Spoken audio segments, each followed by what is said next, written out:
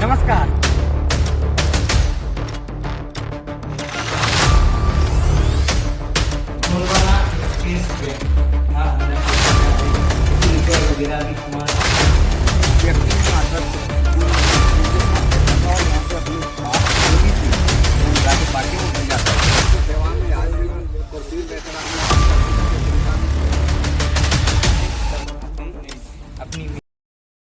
नमस्कार, आप देख रहे हैं इच्छित बचन समाचार।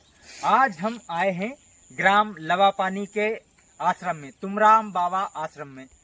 दोस्तों, इस तुमराम बाबा आश्रम की मैं खासियत आपको बताता हूं। उससे पहले आपको परिचय करा दूं कि यहाँ पर आने के लिए आप किन किन मार्गों का इस्तेमाल कर सकते हैं। यदि आप भोपाल से आ रहे हैं तो कोलार डैम वाला मार्ग चुनें, और यदि आप सीहोर देवास जिले की तरफ से आते हैं तो लाड़कोई से इसके लिए मार्ग है। और यदि आप होशंगाबाद या इंदौर वाले रूट से आते हैं तो उसके लिए आपको रेहटी और सतराना से मार्ग। गोंड समाज की यहाँ बस्ती है।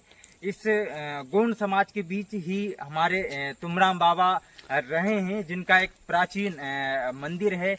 जो प्राचीन मंदिर इतना प्राचीन है कि यहाँ की वो चीजें बड़े उससे बड़े सद्भाव से बाबा हमको बताते थे। यहाँ की पीढ़ियां दर पीढ़ियां निकल गई। उनके जो वचन थे उनको सुनने के बाद वो चीजें बताते थे, वो बड़े प्रभावी हुआ करता था। तो उसके बारे में हम पूरी तरीके से यहाँ के निवासियों से भी बात करेंगे। अभी मैं आपको इस गांव में इंटर कराता हूँ। ये बोर्ड आप देख रहे हैं, परम पूज्य तुमराम बाबा देव आश्रम एवं सामाजिक समाधि स्थल ग्राम लवापानी, ये जिला सीहोर में आता है। आइए अब हम आपको आगे ले चलते हैं पानी के खेड़ापति मंदिर में। आइए सबसे पहले हम दर्शन करते हैं। इसके बाद खेड़ापति हनुमान जी का मंदिर गांव में, जिसकी विशेष पूजा ग्रामीण करते हैं। और यहाँ पे समय समय पर उत्सव भी होते हैं, आयोजन भी होते हैं। बाबा के एक बार दर्शन हम कर लेते हैं।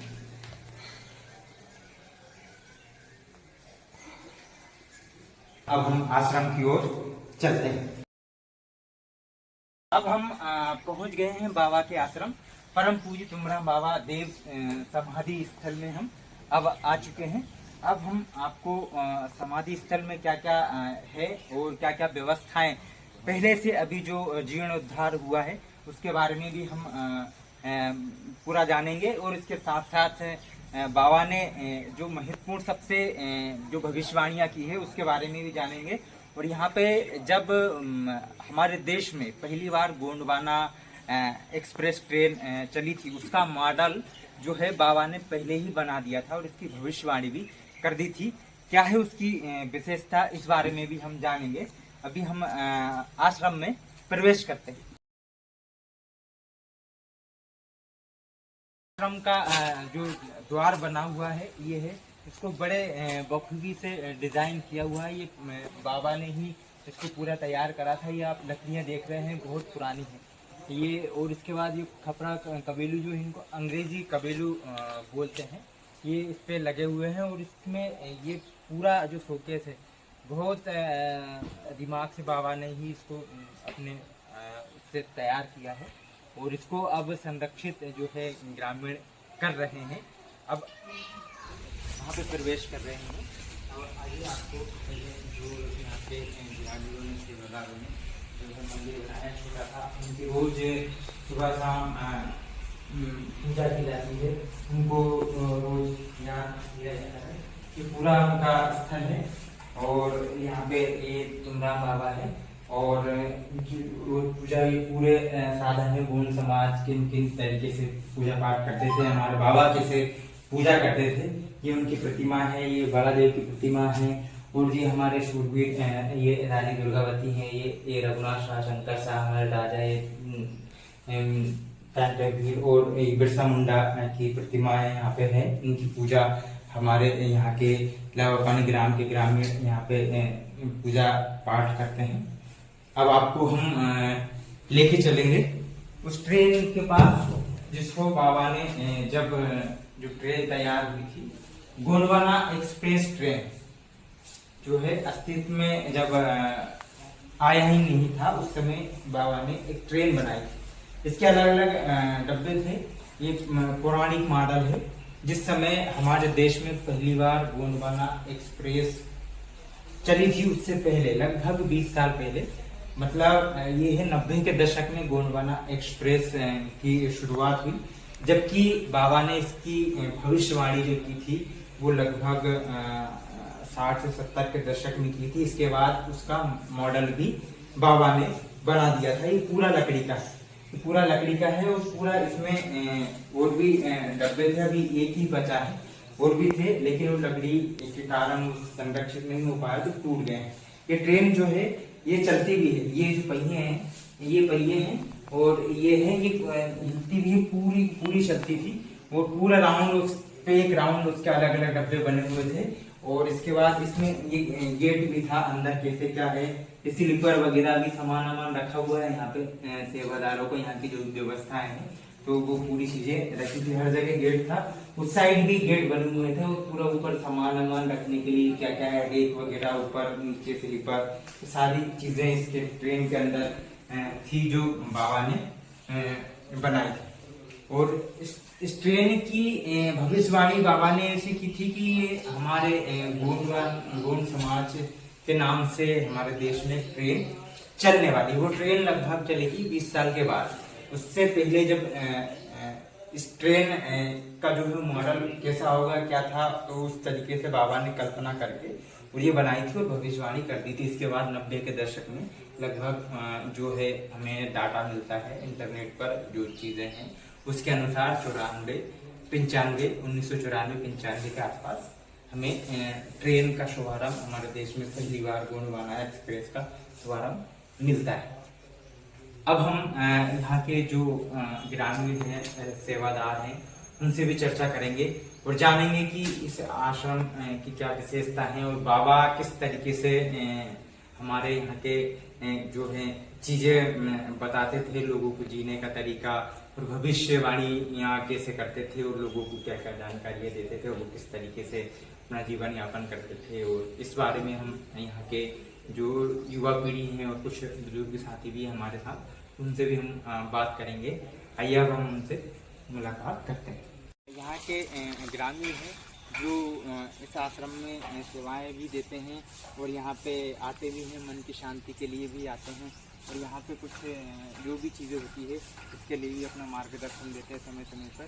और इस मंदिर की क्या विशेषता थी, बाबा किस तरीके से इनको गाइड करते थे और ये कितने साल से आ रहे हैं, हम पूछते हैं। पहले दादा अपना नाम बताइए और आप यहाँ पे मंदिर में कब से आ रहे हैं और क्या है, थोड़ा सा बताइए मंदिर के बारे में। मंदिर के बारे में बात करेंगे पुजारी जी से, सेवादार हैं जो पूरी चीज़ें यहाँ पे देखते हैं और सुबह शाम सेवा में लगे रहते हैं। ये यहाँ के ये कैसे जुड़े इस आश्रम से, वो थोड़ा सा नज़र डालेंगे। इसके बाद फिर कुछ जो है बाबा के बारे में भी आपको बताएंगे, उनकी विशेषताओं के बारे में बताएंगे कि वो भाई क्यों ये गांव पूछता है, यहाँ के लोग, गोंड समाज के लोग, आसपास के लोग उनको क्यों मानते हैं, क्यों पूछते हैं, क्यों वो उनके लिए भगवान बन गए हैं। आइए हम उनसे ही थोड़ा पहले परिचय उनका जानेंगे, उसके बाद हम पूरा विस्तार से बात करेंगे। सेवा जोहार सभी को। मेरा नाम स्वदेश है और मैं काफ़ी लंबे समय से 2000, सबसे पहले तो मैं 2006 से जुड़ा हूँ यहाँ। 2006 में जब आया तो दादाजी की एक अलग ही तप टाइप का था, तो हम भी डरते थे पहले, और लोगों की जमावड़ा लगा रहता था दादाजी के यहाँ। और बढ़िया मतलब जो व्यक्ति यहाँ आता था सुकून के साथ रहता था और यहाँ से अपनी बात जो भी थी वो मुरादे पाके वो घर जाता था। इसी वजह से ये पूरे क्षेत्र के लोग यहाँ से पहली चीज तो तुमराम बाबा से जुड़े हैं। 2006 के बाद में मैं भी धीरे धीरे आने जाने लग गया, दादाजी से नज़दीकियाँ बनाने की कोशिश करी लेकिन वो उनसे नज़दीकियाँ नहीं बना पाए। धीरे धीरे करके फिर 2016 से हम सतत यहाँ पर कार्यक्रम करने लग गए। हमने लोगों के साथ मिल के यहाँ पर ये पूरी व्यवस्था को लेकर काम करने लग गए। करने के बाद में धीरे धीरे हम लोग कोई सेवादार नहीं मिल रहा था, तो मुझे खुद ही आत्म ज्ञान अंदर से ज्ञान हुआ कि यार जो मेरा जो कल्चर है, जो मेरा जो गोंड समाज का जो व्यवस्थित कल्चर है, इसको शायद मुझे ही करना चाहिए। तो मैं यहाँ पर 2021 से सतत रहने लग गया। 2021 ये पहले कुटिया वहाँ बनी थी गिरनार बैकग्राउंड में, तो ऐसे वे दोनों गांव वाले ने मिल के ने ये जगह पास करी, यहाँ कुटिया बना दी थी। मैं सेमल पानी रहता हूँ, मोहनलाल दर्वे, लेकिन यहाँ बाबा साहब आए जब से मतलब आते जाते हैं, सेवा में लगे रहते हैं, लेकिन कभी इनकार नहीं कर सकते थे उन चीज़ों को कि आज ऐसा करना, तो वैसे ही मतलब मान्य करना पड़ता था। और शक्ति के बारे में तो साहब उनकी तो बहुत अद्भुत लीला थी कि अगर थोड़ा सा भी भोजन है तो मतलब सभी लोग को पड़ता था। और पहले तो मतलब लोग सोचते थे कि अगर 4 आए तो 4 का भोजन बने, लेकिन 10 को जिमा सकते थे, ये भी मतलब आंखों से देखा। यहाँ पे मतलब जो उनका भंडार था भोजन का प्रसादी वाला, वो कभी खत्म नहीं होता था। 4 के लिए बनाया 10 भी हजार, लेकिन कभी खत्म नहीं हुआ भंडार का 50 भी हजार तो भी खत्म नहीं होता था। ये बाबा की विशेषता थी, ये उनकी शक्ति थी जो उन्होंने गाँव को समृद्ध बनाया। और जो भी यहाँ कार्यकर्ता शुरू से लगा हुआ है जो बाबा की सेवा में, आज भी कुर्सी में बैठे आप नौकरी सर्विस की जो चिंता में कोई भी, वो उसमें हमारे चाचा खुद मतलब उनकी देन है ताकि भोपाल में बैठे हैं। तो ये बाबा की मेहरबानी से लाओ पानी के भी 2-3 लोग हैं जो सर्विस कर रहे हैं, उनकी देन से, उनकी दुआ से ये सब सर्विस लाइन पकड़ ली इन लोगों ने। मैं सेमल पानी रहता हूँ और वहाँ पे गुरुजी 5 साल अपने यहाँ रुका था मंदिर पे। मंदिर उन्हीं का नाम से झंडा गड़ा है, उनने ही प्रसिद्ध कर गया उस समय। उनके प्रसिद्ध से अभी भी आरती भक्ति हम लोग करते हैं। वहाँ पे भी मतलब इतना उनका परिवर्तन है कि आज भी उनका नाम चल रहा वहाँ पे, और उनकी फोटो भी लगी है अपने मंदिर पे। सब लोग आते जाते भी वहाँ पे मानते हैं और उन्हीं का नाम से प्रसिद्ध है। झंडा भी उन्हीं ने लगाया है, 5 साल से वहाँ पे रुका भी है। वहाँ से फिर लौ पानी आएगा। बाबा की समाधि स्थल पर हम आ गए हैं। बाबा को उनसे आशीर्वाद ले लेते हैं, आशीष लेते हैं। ये ज़रूरी इसलिए है क्योंकि ये आदिवासी और गोंड समाज के बाबा जो हैं और इनके जो पूर्वज हैं वो देव बन जाते हैं, जिनका स्वर्गवास होने के बाद ये अपना शरीर जब त्याग देते हैं उसके बाद उनको भगवान की तरह पूजा जाता है। तो ये समाधि स्थल है। इसके बाद बाबा ने कुछ यहाँ पे गिरलेपुर मंदिर प्रतिमाएँ भी स्थापित की हैं, उसका एक ये है। और इसके बाद हमारे कैमरामैन अब आएंगे हमारे साथ। इधर पास में आपको मंदिर में ये जो गिरलेप बना हुआ है, यहाँ पे जो है की प्रतिमा आपको दिखेगी नंदी, और ये टूट चुकी है। हालांकि इसमें छोटे छोटे अक्षर में कुछ लिखा हुआ है, ये पूरे उकेरे गए हैं बाबा के, इसमें अभी समझ में नहीं आ रहा, सिंदूर लगा हुआ है इसके कारण। बाकी ये पूरा उन्होंने इस पर ये शिलालेख में क्या था वो सारी चीज़ें इन्होंने लिख के रखी है। और इसके बाद जो हमारा जो मंदिर है इधर पूरी ये उस समय ही बाबा के हाथों से ये सारी शिलाएँ तैयार की थी। ये पूरी जो है उन्होंने तैयार किया था।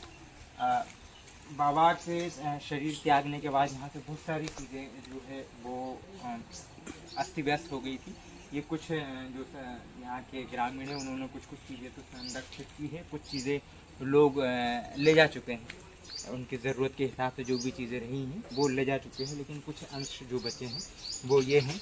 और इसके बाद हम देखेंगे कि जो बाबा का जो आश्रम है बड़ा और भव्य है। यहाँ पर लगभग 2 से 3 हज़ार पब्लिकें यहाँ पे एक साथ आ सकती हैं। यहाँ पे आयोजन भी हम बड़े करते हैं, और उसके लिए ये बाबा का हमारा स्थल बना हुआ है, जीर्णोद्धार किया है हमारे। तब यहाँ पे गेहूँ की फसल वो लिया करते थे, और जो फसल पैदा होती थी वो उसको अपने पास जितना उनको ज़रूरत होती उतना रखते थे। इसके बाद गांव में वो बांट देते थे, बच्चियों को दान दे देते थे। इस तरह की ये चीज़ें हैं। और यहाँ पे आप पूरी व्यवस्था है, अब रात में भी सारी चीज़ें। और आप इधर देख रहे हैं ये सभा स्थल बना हुआ है 3 सेट का। ये जीर्णोद्धार के बाद ये तैयार किया है यहाँ के ग्रामीणों की मदद से। मेहनत लगन और अपने अथक प्रयास से, अपने संघर्ष से लोगों के दिलों को जीता है, और लोगों ने अपना समर्थन दिया है। ये इस समय जिला पंचायत सदस्य हैं, और इस तुमराम सेवा समिति इन्होंने निर्माण की है और ये तुमराम बाबा आश्रम से भी जुड़े हैं। और जुड़ने के बाद इनके सहयोग से और इनका जो सहयोग लिया ग्रामीणों को इन्होंने सहयोग दिया और ग्रामीणों को इकट्ठा करके यहाँ लाने के बाद इस मंदिर का जो जीर्णोद्धार किया और उनकी इन्होंने एक समिति भी बनाई है। और उसका जो है वो समिति किस प्रारूप में काम करेगी, इन जो छोटे छोटे मुख्य जो बिंदु हैं उन पे हम हल्के हल्के से नज़र डाल के और उस पर बात करेंगे। हम उनसे ही उनके विचार जानते हैं।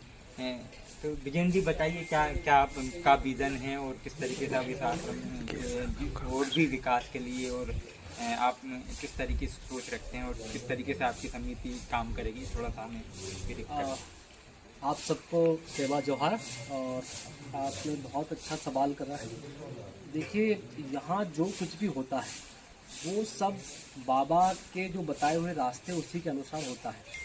तो जब बाबा पे हमने स्टडी करी, लोगों से बातचीत करी, यहाँ के जो ग्रामीण जो उनके साथ रहे हैं, जिन्होंने समय बिताया, उन्होंने जो बताया उससे जो हमने एनालिसिस करा, उससे जो जाना, उसी के परिपेश को ध्यान में रखते हुए यहाँ पर तुमराम बाबा सेवा समिति का गठन किया गया। उसको फिर मूर्त रूप में एक एनजीओ के रूप में भी उसको बनाया गया। उसका रजिस्ट्रेशन भी हो गया है और बैंकिंग के माध्यम से यहाँ पर अकाउंट वगैरह सारी चीज़ें डिजिटल भी कर दी गई है।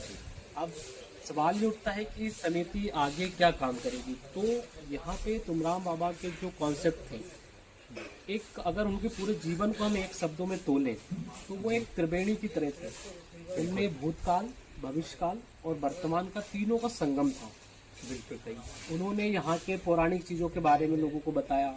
वर्तमान में बहुत सारे ऐसे काम किए एजुकेशन से संबंधित, स्वास्थ्य को लेकर के, और जो कि हमारे समाज में कुछ कुरीतियाँ थी उनको लेकर के और क्या मजबूती हम समाज को दे सकते हैं उनको लेकर के उन्होंने बहुत काम किया। और उनके बहुत सारे सपने थे बच्चों को लेकर के, युवाओं को लेकर के, पूरे ट्राइबल समाज को लेकर के, आदिवासी संस्कृति को लेकर के। तो उसी को परिवेश को ध्यान में रखते हुए आज जो हमारी तुमराम बाबा सेवा समिति है वो आगे बहुत सारे काम करेगी।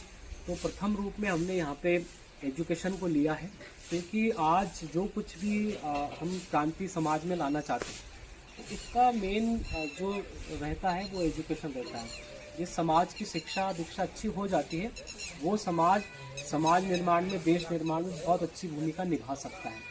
तो उसी को लेकर के आज हम तुमराम बाबा सेवा समिति को लेकर के हम समाज के सहयोग से यहाँ पे एक एजुकेशन का एक स्कूल हम बोल सकते हैं, एजुकेशन सेंटर बोल सकते हैं। अगर हम हमारे ट्राइबल के पुराने कल्चर में जाएं तो एक गोटुल का हम निर्माण यहाँ पे करेंगे और उसके माध्यम से हम यहाँ पे जो ऐसे बच्चे हैं जो कि जो पढ़ नहीं पाते हैं आर्थिक तंगी की वजह से, बहुत सारे जिनके माता पिता मजदूरी में बाहर चल जाते हैं तो बच्चे ड्रॉप आउट हो जाते हैं, स्कूल से जुड़ नहीं पाते हैं। ऐसे बच्चों की ये जो संस्था है ये मदद करेगी और उनका एजुकेशन को वो करेगी।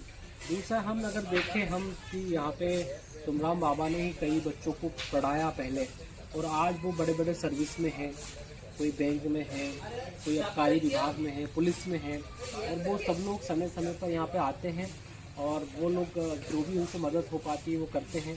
और उन सभी समाज के लोगों की मदद से आज जो आप देख रहे हैं पूरा स्ट्रक्चर खड़ा हुआ है। और तुमराम बाबा के द्वारा बहुत सारे कार्यक्रम चलाए गए हैं। यहाँ पे जो गरीब कन्याएं हैं जिनका विवाह होना है तो उनके आशीर्वाद से यहाँ पे सामूहिक विवाह सम्मेलन चलाया जाता है, जो कि बहुत पहले से चलाया जा रहा है। जब सरकार भी इस कॉन्सेप्ट को नहीं लेकर आई थी तब से यहाँ पे चल रहा है और वो निरंतर चलता है, बिल्कुल पूरा निःशुल्क होता है, समाज के सहयोग से होता है। और आने वाले समय में युवाओं के रोजगार को लेकर के, महिलाओं के हाथ में काम देने को लेकर के, समाज के अंदर जो नशा मुक्ति अभियान है, महिलाओं को कैसे हम मजबूत करें और कैसे हम बच्चों को मजबूत करें, उन सभी कॉन्सेप्टों को लेकर के तुमराम बाबा सेवा समिति काम करती थी और करती है। और अब तो रजिस्ट्रेशन हो गया तो अब आगे अच्छे रूप में हम सरकार की भी मदद उसमें ले सकते हैं और हम वो काम करेंगे। और बहुत सारी भविष्यवाणियाँ आज के विज्ञान के युग में इन चीज़ों को काफ़ी मान्यता नहीं मिल पाती है, लेकिन जब आप उन भविष्यवाणियों को समझोगे, देखोगे, पढ़ोगे, लोगों से सुनोगे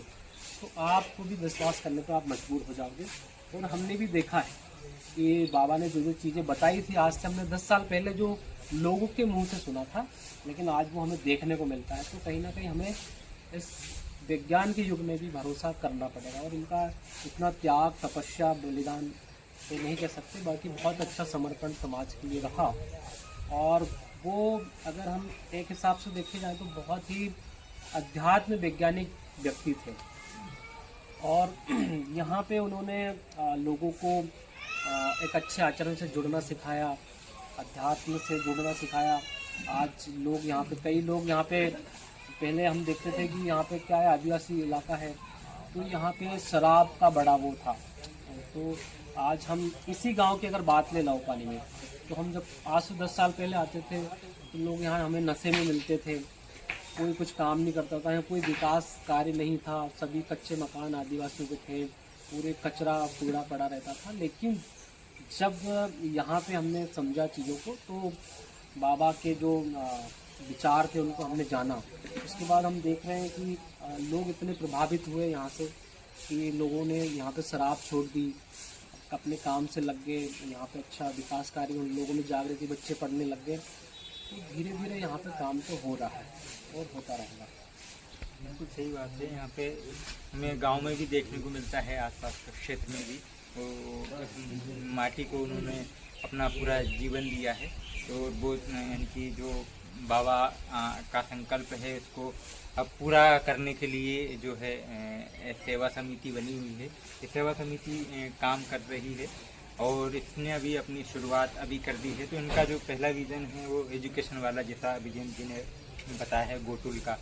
तो गोटुल के साथ साथ भी और भी बहुत सारी चीज़ें आप करेंगे। जैसे अब गोटुल के साथ साथ हमारा जो क्षेत्र है गोंड समाज कृषि से जुड़ा हुआ है, और भी इसके अलावा और भी सामाजिक संस्कृति से भी जुड़ा हुआ है।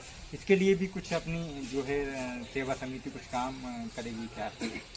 हाँ जी बिल्कुल। अभी क्या है, एक सबसे बड़ा चैलेंज आदिवासी समाज के साथ है कि वो आज अपने संस्कृति को खोता जा रहा है, अपनी भाषा को खोता जा रहा है, अपने जो रूढ़िवादी जो परंपराएं थी उनको खोता जा रहा है। तो एक भय का वातावरण उसके अंदर है कि भाई हम हमारी संस्कृति को कैसे सरवाइव करें, हमारी भाषा को कैसे सरवाइव करें। सही बात है। तो उसको लेकर के कि भी हमारी आदिवासी कल्चर को लेकर के हमारी तुमराम बाबा सेवा समिति काम कर रही है। यहाँ पे समय समय पे हम लोग कल्चरल कार्यक्रम भी कराते हैं। और राष्ट्रीय जो हमारे महापुरुष रहे हैं यहाँ पे, शंकर शाह, रघुनाथ शाह, अभी हाल ही में कल रानी दुर्गावती जी की जयंती मनाई गई। तो जितने भी ट्राइबल कल्चर से संबंधित जो महापुरुष रहे हैं उनकी यहाँ पे जयंती, बलिदान दिवस मनाया जाता है और उनको उन इतिहास से जोड़ा जाता है। और उनके गौरवपूर्ण इतिहास को जब वो जानते हैं, समझते हैं, तो वो अपने आप में एक प्राउड महसूस करते हैं। तो कल्चर को बचाने का भी यहाँ पे हम लोग काम कर रहे हैं। दूसरा ये है कि हमारी जो तुमराम बाबा सेवा समिति, उसमें हमने लगभग 75 उद्देश्य लिए हैं और उन पूरे अलग अलग क्षेत्रों के उद्देश्य हैं, उन सब पे तुमराम बाबा सेवा समिति काम करेगी। बिल्कुल आपने जाना तुमराम सेवा समिति का जो उद्देश्य विज़न है वो बिल्कुल तुमराम बाबा के जो वो स्वप्न देखते थे कि इस तरीके से होना चाहिए, वो सारी चीज़ें इन्होंने अपनी जो विज़न है, समिति का जो विज़न है उसमें शामिल किया है। तो दोस्तों, अगर आप भी तुमराम बाबा के बारे में जानना चाहते हैं तो आप एक बार ज़रूर आइएगा। ग्राम लवापानी में उनका एक आश्रम है जहाँ पे आपको हमेशा सेवादार अपनी सेवाएं करते मिलेंगे और आपको उनकी जहाँ पे अचंभित करने वाली चीज़ें भी मिलेगी, आपको एक अलग सुकून मिलेगा। दोस्तों, यहाँ से एक जो है और भी बहुत सारी चीज़ें आपको मिलती रहेगी। यहाँ पे और भी बहुत सारी विशेषताएं हैं इस आश्रम की, जिसके बारे में हम आपसे अगली वीडियो में बात करेंगे। अभी हम इसको यहीं विराम देते हैं और मिलते हैं नई वीडियो में। तब तक के लिए सेवा जोहार, नमस्कार।